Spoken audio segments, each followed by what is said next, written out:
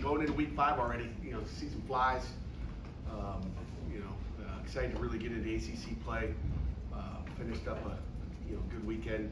When you go back and watch the tape, a lot of positives on the tape in really all 3 phases of the game. There's always things you want to clean up. I think offensively we had 11 explosive games, and defensively we only gave up 3. But like 3 too many. I mean, as I told the defense, you'd like to have 15 or 20 on offense, but I mean, really the last 3 weeks. I think the first week our defense gave up 5 explosives against West Virginia. Hey, it's about time you showed up. Thank you very much.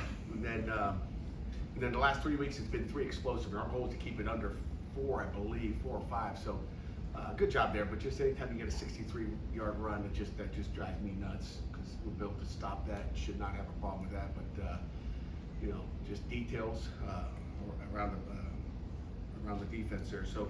But again, a lot of good things. We had 27 guys play on defense. I think it's the most we've had for the year. And it wasn't just in the last series of the game, which was a 96-yard, 17 or whatever play drive. And then 24 guys on offense. So we got a lot of guys work that we can take a peek at on videotape. I think is good. Again, ACC play. That's what it all comes down to. We closed the chapter on last week's game, and we're headed into Georgia Tech. They're coming in here at 8 o'clock on Saturday night. Sounds like a new leadership down there. And again, my thoughts go out. It's never easy. Jeff Collins is a great guy. I know you guys will talk about the handshake probably, but he's a good dude. He was mad at the officials. He's intense. He's a really good football coach, and you never like to see that happen to anybody. I don't care who it is. I don't care what the record is. He's got a family, and you look at he's done a nice job down there in the time he's been here. Hoping he's going to get up to Pittsburgh at least once and come to Heinz or Acrisure Stadium. So I'm not sure who the interim is going to be, but I know Chip Long and Andrew Thatcher will run the offense and the defense, and those will be the main things, and we'll proceed as normal. So questions? Pat, how does a team opponent that losing their head coach will be who they play? How does that change the level of preparation, the things that you guys look for when they might be rolling out a lot of different stuff or things with a new interim coach that you don't even know who it is? Yeah, it changes a lot of things. We don't know. I mean, it's like going back to the game, opening game of the season again, not know what they're going to do. But again, I would imagine, the offense is going to stay pretty similar. The defense is going to stay pretty similar, with the effect that they had. So, but you never know. I mean, there's going to be different things that maybe they're allowed to do now that they couldn't do before. So you really don't know, and I've never been in that situation, so I don't know what the preparation will be like. I don't know their kids. I don't know where the focus will be, but we're going to prepare for our first ACC game like we got Clemson walking in the door, and it doesn't matter who the head coach is. They got a lot of good talent. Again, the talent level is pretty darn good. They got a lot of skilled guys, at all positions. Pat, you mentioned 27 guys on defense Saturday, 24 on offense. Who are some of the younger rotational guys that stood out to you on the film? Start off Branson Taylor, just getting a lot. He got 40 snaps, I believe, at left tackle, and he's what we thought he was going to be, and he got out there in the action, and played really well, and he'll continue to. We just got to get him in the rotation, keep guys fresh. So we were happy to see what he did. Going to the defensive line, to watch. Sean Fitzsimmons, everybody sees the sack, but how do you do the other plays? That's the key. But he was good in there. I mean, he holds his own. He's tough. He plays with good leverage. He uses his hands well. He's a competitor. I mean, he's a Pittsburgh guy, and it's just good to see him do that. The younger guys in the secondary did okay. I was not impressed with some of the things that happened back there, to be honest with you. Some of the young guys that came in there, they're green, and they need more work, at least at the corner position. McIntyre was good. He got more reps on the hash. That's Javon. Offensively, who else? I think that's about it. I mean, Gavin Thompson came in and got a nice catch, so it's good to just see him. And anytime you get a catch, you're like, okay, we can count on him. He's not going to catch it, practice, and drop it in the game. So those are a couple that stand out to me. But one of the things you have to clean up the inconsistencies in the deep passing game. Yeah, and again, you go back and watch the videotape, and I'm not going to whine about them, but they got to call penalties both ways. But you know, it's inconsistency. The big thing I'll go back to is 3 big passes or 3 big plays in the game. And anytime you hold a team, you know, we'll be, you know, we won't lose a game if we hold a team to 3 big plays a game. We won't, you know. So we can say the inconsistency. I don't like the PIs that we got. You know, one's probably a good call, one, you know, don't agree with. And, but you know, that's the nature of the game. And then there's some on us. It's like, just if you're gonna call them on us, then you better call it on the other team as well. So there's things like that. But I'm not really worried about it. I'm just looking for better technique across the board in every position. And like I said, 3 explosives, you know, not bad. I was talking about your deep passing game. You know, they took some things away. I mean, we're throwing a check down for 18 yards. I mean, if they're gonna, you know, again, it's all decision making. I mean, if you want us to force it up, you know, then you guys may ask me about interceptions next Sunday, or Monday. So I mean, you take what they give you. Slovis is making good decisions in the passing game, and you know, if they're playing deep, and you know, they didn't want to get be deep. Does that make sense? They didn't want to give up. So what were they doing? Playing different coverages, and in turn, we rushed for a few yards.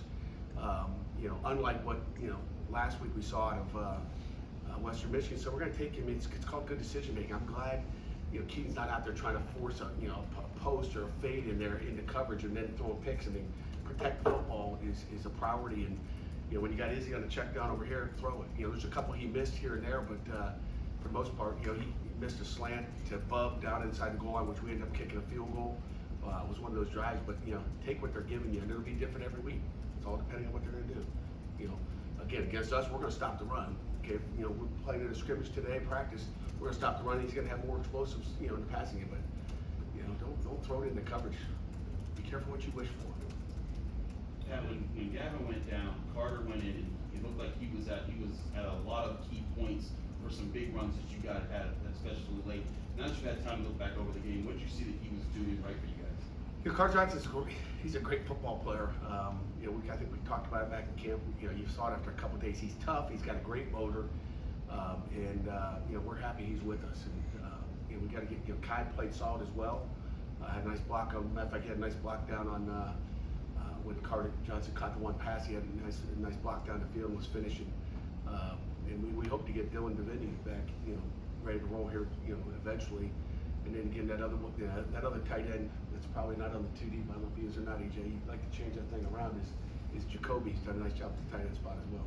Yeah, with all the injuries you guys have had, how big has it been for someone like Izzy to step up and take on more of a workload here in the early part of the season? Again, is he taking on more or is he taking on the same? You know, I don't know. I mean, we're going to hand it off to him. You know, if we can run the ball, we're going to try to run the ball. If you know, they pack the box, and we're going to try to throw it as much as we can. So it all depends. I mean, I think we got the ability to throw it and run it. And to me, it's not like we're saying, "Oh, Izzy, we need you more than ever."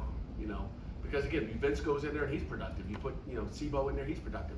I mean, it's a tribute to our offensive line, really, when you look at it. I mean, they're doing it. You know, you watch it, you put the game tape on and watch it. It's like, I mean, we're doing some good things, and we still miss some things.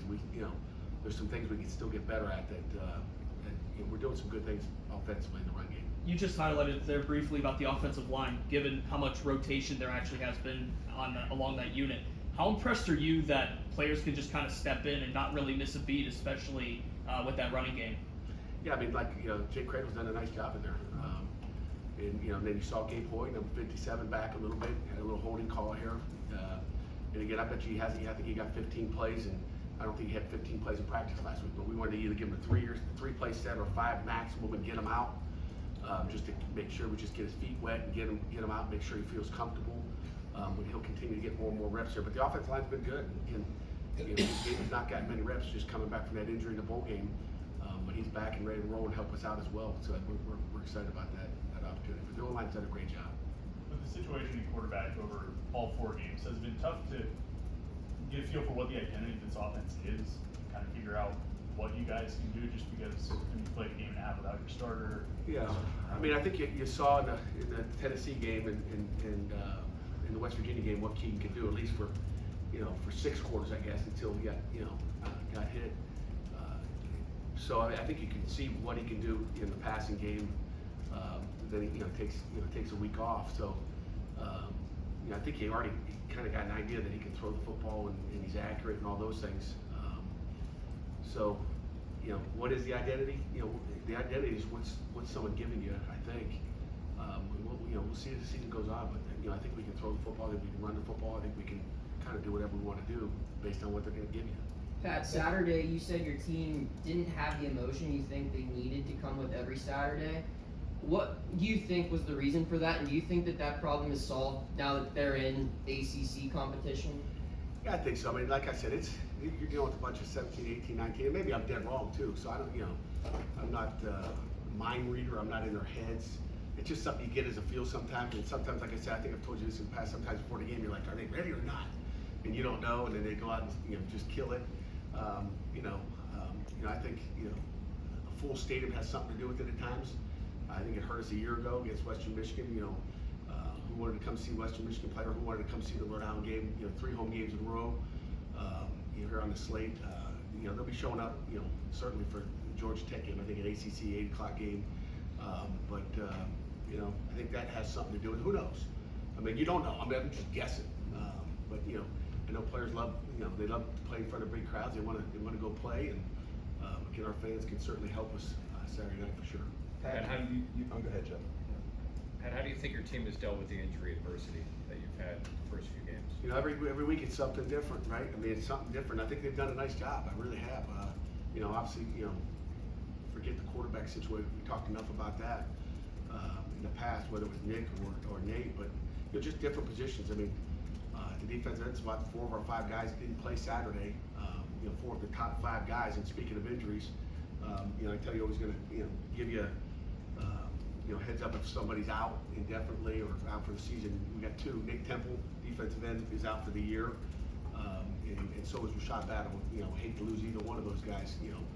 Rashad was really probably the number 4 corner, 3 corner, but a backup role, big, tall, athletic guy, which would have been a great matchup for some of the big, tall guys this weekend. And then of course Nate Temple's been playing a lot of football as well, not only on defense but special teams. He's been a guy running down our kickoff and kickoff return for us, and also on our punt return team as well. So those are 2 guys that that we won't see back this season, just for your knowledge.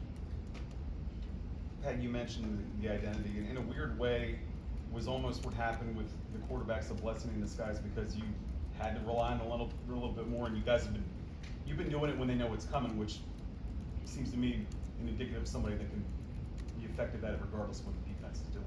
You're talking about running the ball? Yes, Yeah. The injuries to quarterbacks almost helped get this running game, It and really make it more has. balanced I mean, by default. Yeah, I mean, if Kenny's back there, who knows if we run it at all, right? I mean, but it certainly has. I mean, it said, we got to rely on that. Let's go Izzy. Let's go rely. Let's get it done. And which we felt we could do, going through, August camp. So that has given us an identity right now. But I still think the identity is to be, 50-50 and be able to throw the ball too. So You don't think you're going to see more people in the box than? oh yeah. We're gonna, and that's why I said, then we get to doing other stuff. So I would imagine Georgia Tech's gonna load the box up for sure, and then we get to, Your 3rd down numbers are pretty comparable to where they were last year. And last offensively year, or defensively? Offensively. I think you're at 44% last year. You're at 44% so far.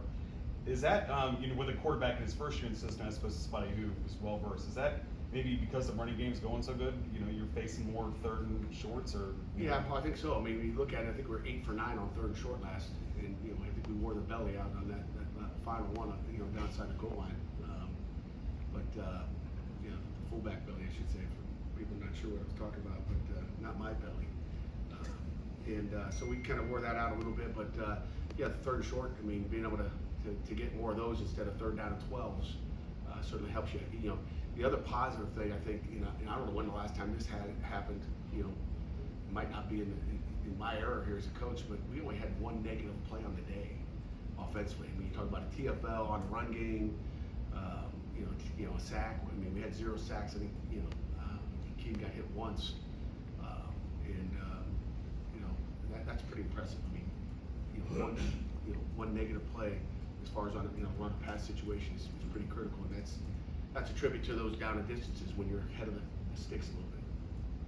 Pat, after the game, Kalijah said he thought you guys played well, but not great on Saturday, and he acknowledged that there were some things to clean up. To have a player like him kind of take accountability for all of that and kind of put it out there that the team, the players don't feel exactly that you're 100% there. How important is that to have that kind of accountability at this point in the season? It's big.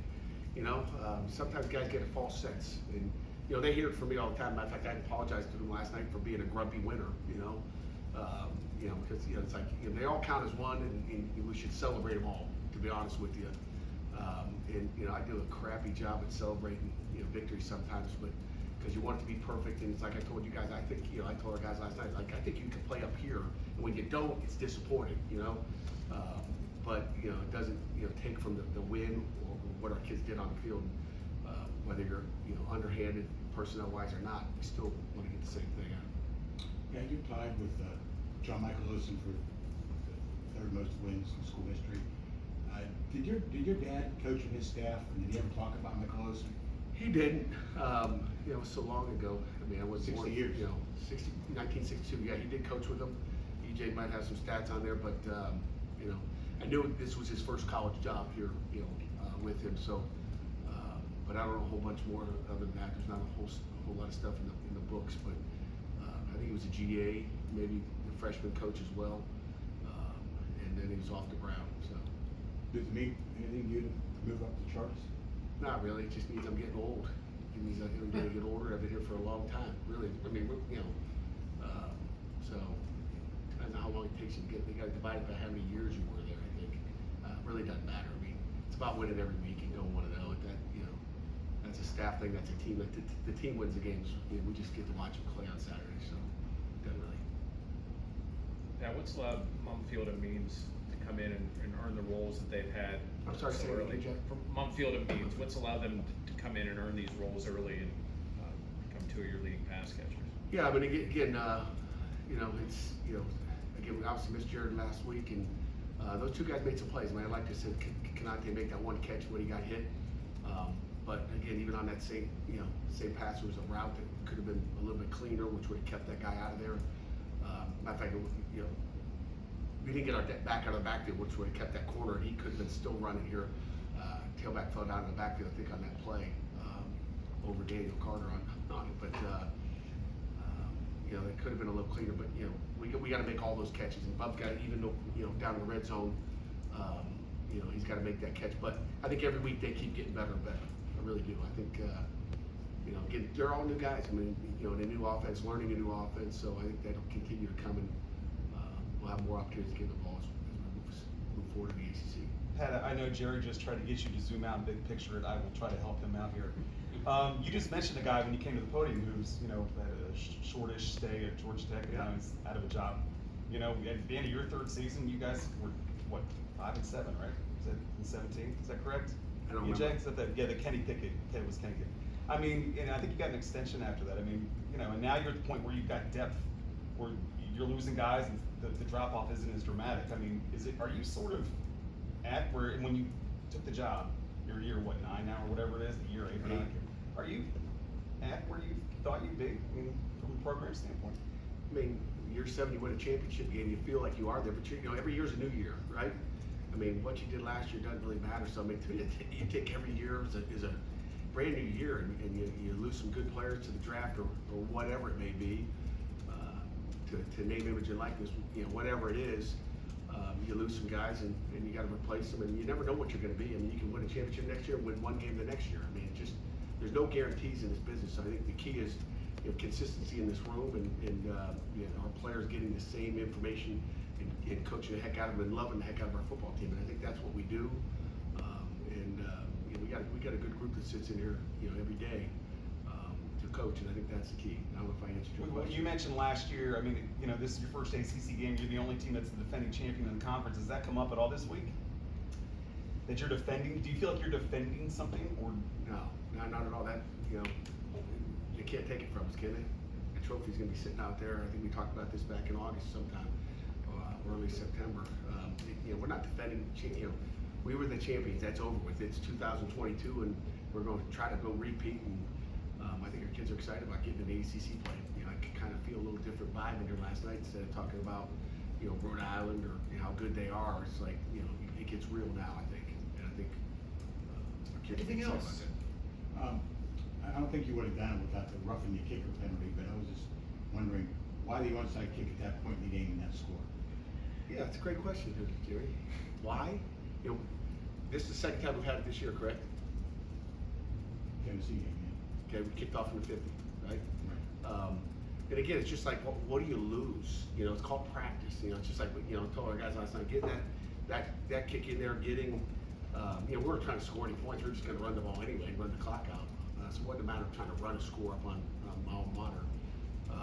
But it was just a matter of getting practice and you know, there's different things we've got in and we want to work them. And you know, to me, it's, you know, we get to see a run play. I told our guys last night, we can run this run play or this defensive coverage in front. We get to see it every day in practice, and we get to see it in a game. There's things you work in practice every day, and sometimes you work them and you never. Matter of fact, put it this way: we have not been in our goal line defense yet this season.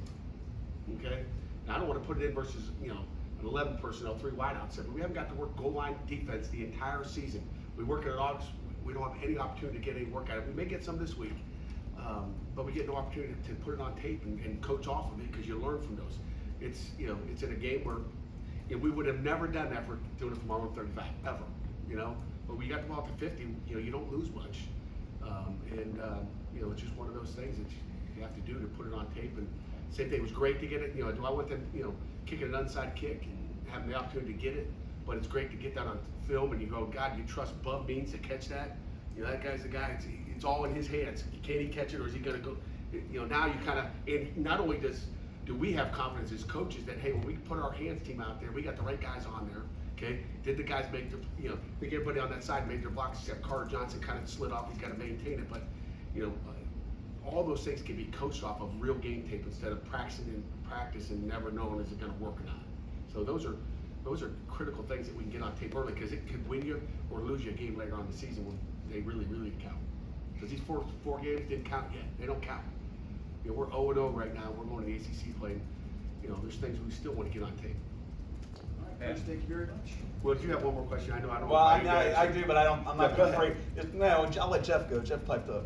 I just had a quick one. Keaton said after the game that he's played with a lot of running backs that could burst out for 20 yards, but not that have that second level speed like Izzy does. How unique is that speed or that ability that he has? He's unique. I mean, I've been around, you know, Le'Veon Bell was one of the best I've been around at Michigan State, and he didn't have that burst that he's got. I mean, in 4 of his 5 touchdowns, I'm not sure if he even got touched.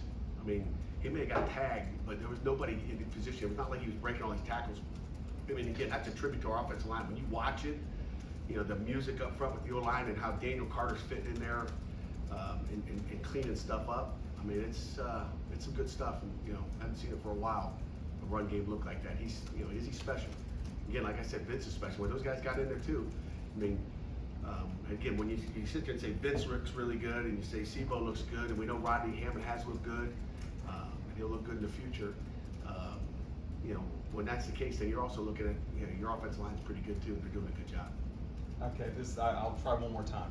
You know, Just tell me what you want. When you took the job, like some of us been in here a while, and if you were the one of many guys that have been through the door in the last 4 or 5 years before you got here.